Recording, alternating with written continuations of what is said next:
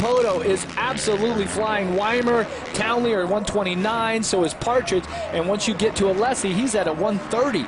3 seconds a lap off the pace. Villopoto is flying right now.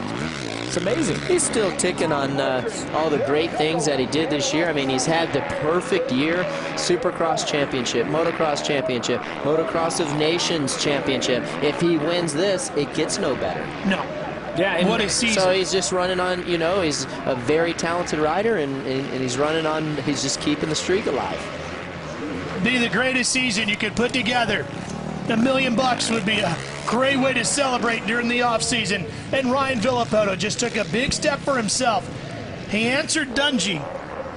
Dungey said, hey, I'm quick. Villopoto said, I'm just as fast and I'm ready to go. Yep. Good ride for Jake Weimer here, bringing it in second place.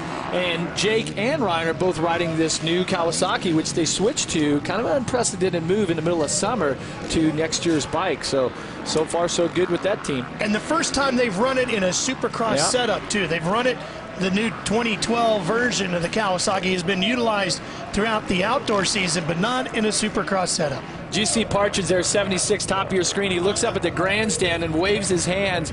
You know he's got a big family and friend group right there. That was pretty cool. Pretty impressive ride for the local boy, huh, Ricky? Yep. There's Villopoto talking things over with his crew. Wonder what they're talking about here. Talking about the track, how was the bike handling, what do you think? Yeah, all that stuff. I mean, there's the four that go. I'm thinking had a good heat race, 3 more 10 lappers, $1 million, quick work. Yep. What was usually the first thing you would talk about? Well, I just say, you know, the first thing that comes to your mind is what you thought of the bike. Is there anything we need to do to make the thing better to win the race, the next race? That was the first thing. You know, is there any dirt in my teeth? You're just worried about the look, weren't you? So Michael Alessi ends up finishing 6th. Style, some guys went Supercross style. Yeah, I would start with my Supercross setting and soften it up a little bit for traction. Here we go. Watch the 14. That's Windham.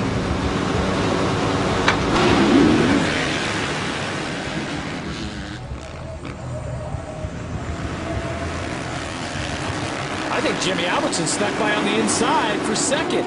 Nick Way getting the whole shot on that 27.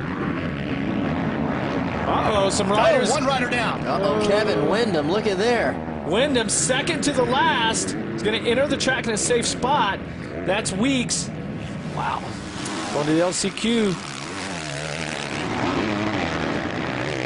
These guys are fighting for these spots, man. They do not want to go to the LCQ. Hey, how about Nick Way, though, from the Michigan Mafia out front, leading semi #1 here. There you see Kevin Windham fighting his way inside, trying to get around Jason Thomas on that 47. Well, and for Windham being an early favorite to be able to take this thing, you see how important that qualifying spot in Moto 1 was. Right. And just how he said, that, I mean, it just puts in, a chain reaction of bad events. Yeah, it sure does. One thing leads to another. Wyndham got around the 47 of Thomas. Now he works around the outside of Portland, Connecticut's A.J. Cannizzaro on the 330. Gets past him. Whoa, he's got a double over. Oh, man, what a move by Kevin Windham. That was awesome. That was Plouffe, California rider. He made a mistake coming out of that right-hander, and it's really greasy. You got to get lined up for, I believe that was an 85, 90-foot double jump that Jeremy McGrath showed us earlier in the show. And Plouffe just went way to the left, and Windham did not hesitate. Well, let's take another look at it. Ricky, what do you see? Look at there. He just pumps the brakes for some reason. You see Windham. Look at that. That is an awesome shot. Look how high in the air he is. Yeah, and the riders behind him also checked up. I'll tell you what, you're going to see Kevin Windham make some quick work of guys right here. I mean, he is not going to go to the last chance. There's just no way. So you're going to see some expertise riding right now.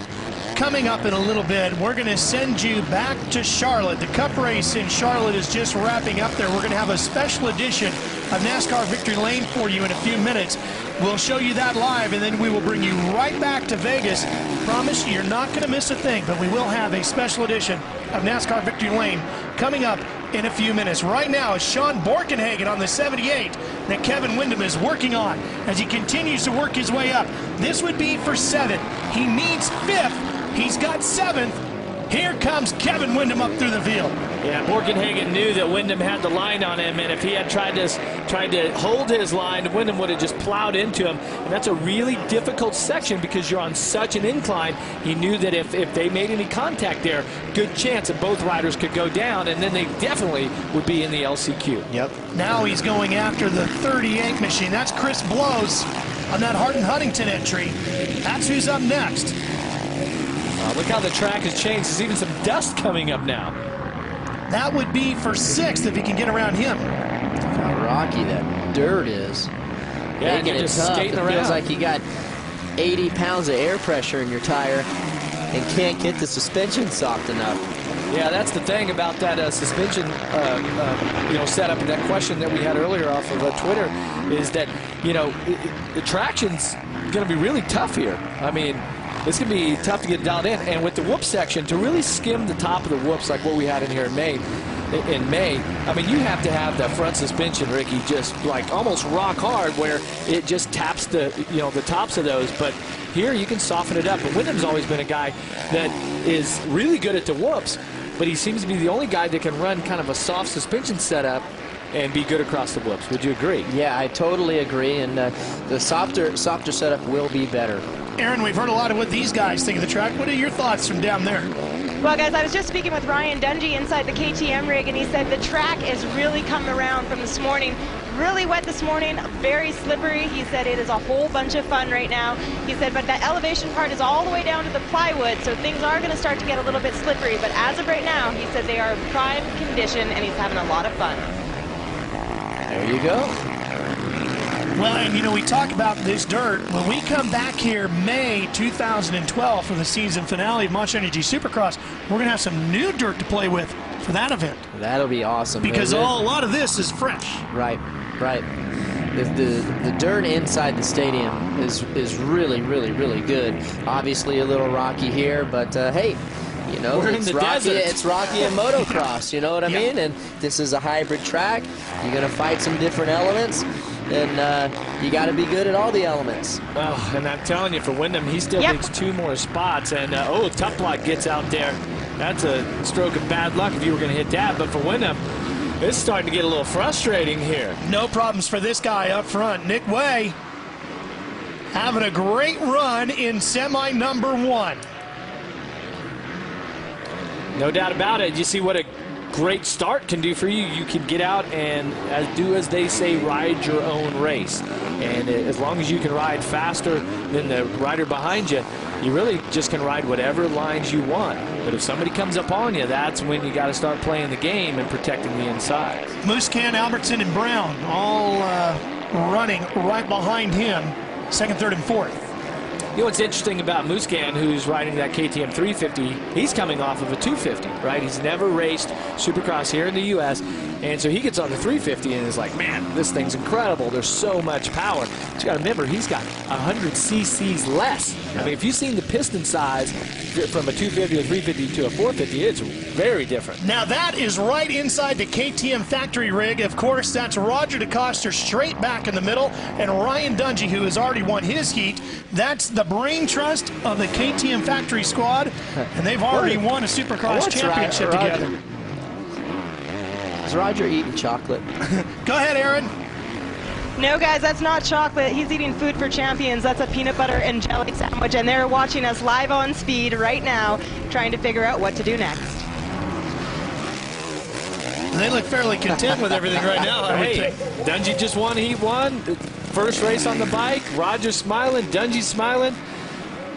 Everyone's happy at this point. Nick Way's pretty happy, too, leading. You know what's cool is you can watch the race at the actual race you're participating in. That's pretty sweet. You know? I mean, this got that all-star event thing. There's no points on the line. now that we're here and we started racing, I kind of feel like everyone has kind of loosened up, and I think that the energy from the crowd here, no doubt. I mean, there's people in from Canada, from North Dakota, Vegas, California, and now that everybody came here for this big monster Supercross party, everyone's having a pretty good time. I'll take it a step further. I ran into some folks who came all the way from England to be here for the Monster Energy Cup. Checkered flag waves for Nick Wey. He takes the win in semi number 1. And how close was Wyndham to making the straight transfer? Hey, Weston Pike. Yes. 5th place. Yeah. He's in the main. This guy is pumped. Got a shot at $100,000 for sure, maybe $1 million. There's Albertson on the 108. He's going through. Brad on the 53. Pike on the 43. All headed to the mains. Nick Wey, semi 1 winner. Looks like he's doing it out of the back of a van here tonight. What would 100,000 or maybe $1 million do for that racing effort? He wouldn't be in the van anymore. Be a real Buy-in. good-looking van, wouldn't it? That's right. Buy an easy up. Yeah, get you an That's easy right. up 10. Semi 1 event results. There are the 5 names. Now everybody else below that still has a shot in the LCQ. I think the biggest thing I'm looking at is Kevin Wyndham. Yeah. Shocker. 5 Okay. more riders can come out of this semi.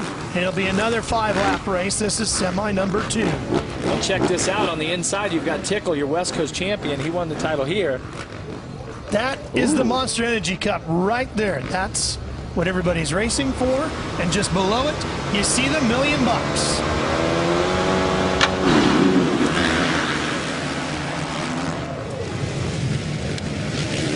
Taking him wide and up and over the tough blocks. Little Hanny. Josh Hansen having his issues here in the early stages of semi number 2. But some of these lights riders that are in here, right? You've got Alessi with that hole shot, and then it looked like Nick Paluzzi. And was that, yeah, that was Tickle. That's Paluzzi right there in second on the 72. AMA Arena Cross champion, Tyler Bowers coming out here to battle. This is a way bigger track than what he's used to. Tickle that on the circuit. 20 right there, having moved up. Oh.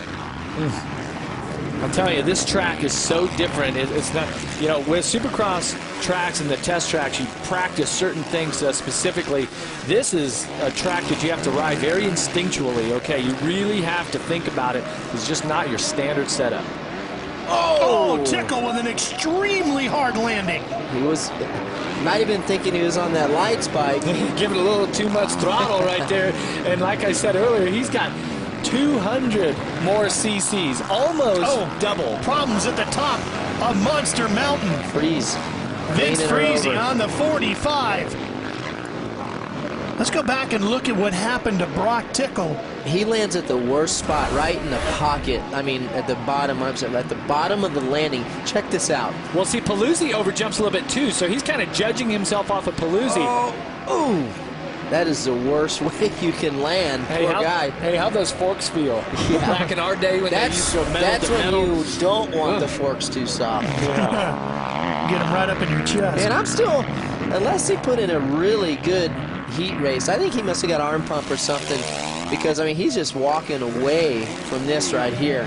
I mean, he looks good. He's kind of back to his hole shot ways. Mike Alessi has always been known for his hole shots. And the last couple years, he's kind of fallen off. But now that he's back on the Suzuki, I mean, he's been ripping them tonight. Yeah, I mean, he's, like I always say, he's the second best starter in the history of the sport. Number 1 would have been, Hey. as if we didn't know that one, right? Doug Dubach. Doug Dubach. As if we didn't know. He was a good starter. I was teammates with him. Speaking of Nick Wey, he's standing by with Aaron Bates. He is one happy man right now after winning that semi. It means you're going to the main event. You've got